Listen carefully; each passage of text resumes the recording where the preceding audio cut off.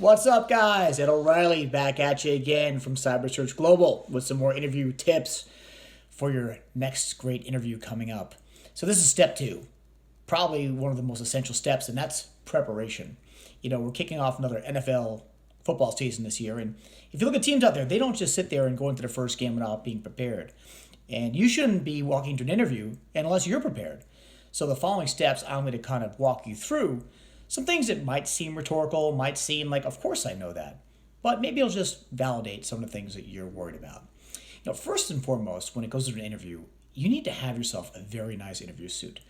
Now, you don't need to spend $1 million on this. You can go out there and buy yourself a very decent suit for a non-expensive amount of money. If you have a suit already, that's great, but make sure you're prepared. Now, you want to have your shirt ironed, your suit pressed. You always want to wear a tie if you're a gentleman. Collar stays. You don't want your collars flying around. It's very important. These small details do matter. Shoes shined. Gals, you may want to get a blowout for your hair or a haircut. Gentlemen, if you're going to, if you have facial hair, make sure it's manicured well, it's trimmed well. You don't want to come in there with a kind of scruffy look. You want to come in there looking your best and looking polished, looking as corporate as possible. And when you're going out there, make sure that your suit is conservative, your attire is conservative, and that, if you're wearing a tie, it's nothing crazy. You don't want to go out there and look like you're going to a wedding. You want to make sure you're going to get a job, and this is a very professional setting.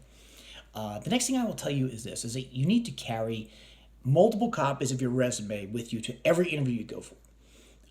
Typically today, obviously, companies will have them prepared and laid out for you.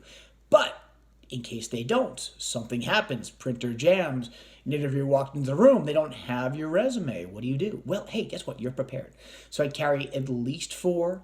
If you can carry more, that's fine. Put in a little briefcase, a little folder. Just have them ready and ready to hand out in the event that happens. Or sometimes it happens where they have an older resume of yours. It's a mistake. You have a corrected, updated version of that. You want to have a professional handshake. You don't want to have one of those dead fish handshakes. You want to make sure that you come in, you make eye contact, you shake firmly, and you greet the person. Now, it's an easy way to know this. If you don't know if you have a good handshake or not, ask one of your friends. Can I shake your hand? Shake their hand. Ask them, how was my handshake? Is it good?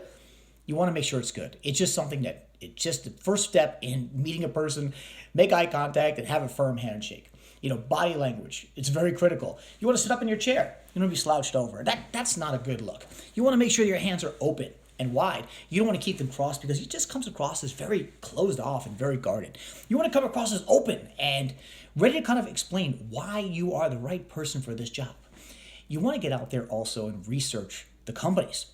You should read their website, get to know about them, know their history, know their practices, whether they're in legal. You should know what type of law they practice. What are their specialties? When was the company founded?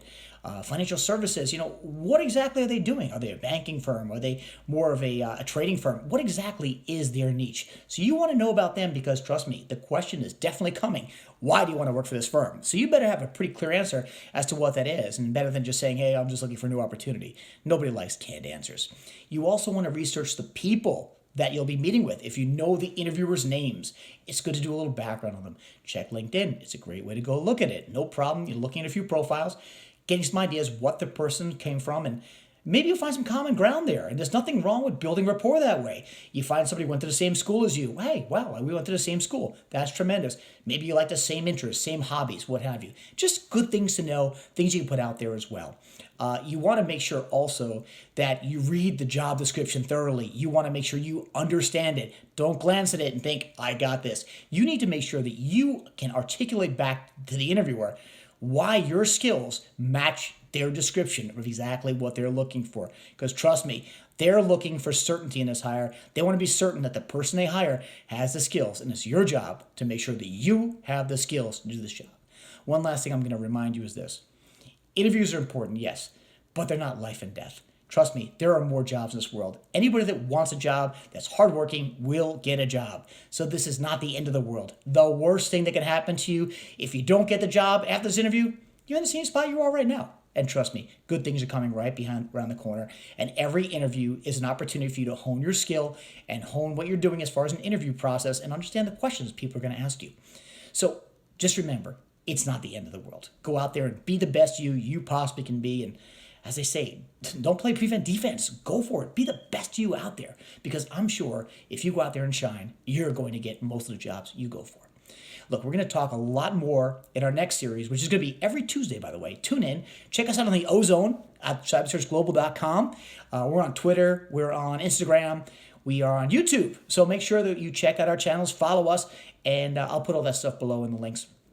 But the next series will be talking about the questions that are coming up, the difficult ones, how to overcome challenges in our resume, things that maybe weren't so great in a professional career. How can we fix that, and how can we get ahead of that? So join us again. It's great seeing you guys again. Ed O'Reilly signing off from CyberSearch Global. And hey, good luck in that interview. Look forward to talking to you. And if you have any questions, shoot me an email. It's ed@cybersearchglobal.com. Happy to answer any questions, and we can respond on video as well. Take care, guys. Happy hunting.